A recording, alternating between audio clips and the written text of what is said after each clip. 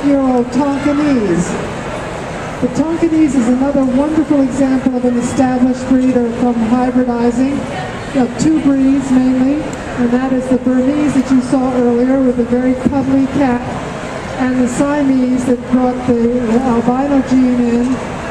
And this is a natural mink, which means that he's a combination of both breeds, so he has a little bit of the pointed color of the Siamese, but he has a lot of the Burmese look too. He's very strong and bold. He does not have the lean, long body of the Siamese, so he's intermediate in every way. His body and his head and everything is somewhere between the Siamese and the Burmese. The temperament is also very unique to this breed. They're very sweet and gentle, yes, love to give kisses. And this particular cat, I understand, is a cat used for animal-assisted therapy, which is becoming very popular in cats. For many years, dogs have always been used in hospitals and for autistic children and other special needs situations. But now cats are more and more being used. They're very easy to keep in hospitals, and they do very well, and it's a wonderful calming feeling when people have a chance to pet a cat. And they often find that some of the people that are not able to communicate in hospitals, even autistic children, will be able to talk to a cat.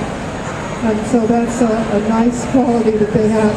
The very earliest cats that were used as animal-assisted therapy were the Tonkinese.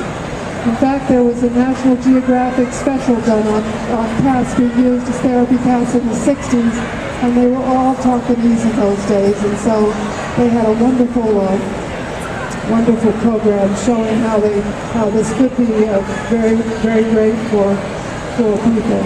Now, I've never handled this cat before, but I can tell you that this would be a cat that I can do anything I want to, because that's the way they all are.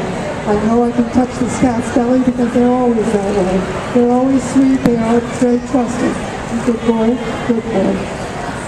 You just know they're predictable. That's one of the nice things about some of the pedigree cats, is that we know certain things about their breed and their quality we know you're going to get, no matter what. I mean, each one is an individual, but nevertheless there are some qualities that are consistent in the breed.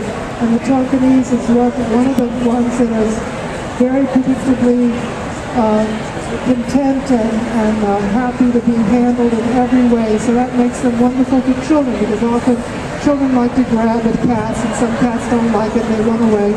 Tonkinese don't mind. They're very, very accepting of children, and they're wonderful family pets. So again, this is a breed that has become very popular. I think many of the people that had the earliest Siamese, when the Siamese first came to this country in the 1800s, they were bred to the domestic short hairs of the country. They were big, big, round-headed cats, because there weren't any other Siamese. And so some of the pet stores were selling what they call Siamese, but they were actually hybrid cats of Siamese and the domestic cat. So many people that first were introduced to a Siamese really had hybrid cats that had pointed color, but they had American short-haired body types. And so some of the people that had the early Siamese in the 30s, and the 30s and the 40s and in the early 50s, and they want to get another Siamese for their family. They're looking for that kind of style, and they love the Tonkinese, because the Tonkinese has more of what the early Siamese in America had when they were made it to the domestic. So it's a little bit of a bulkier pet.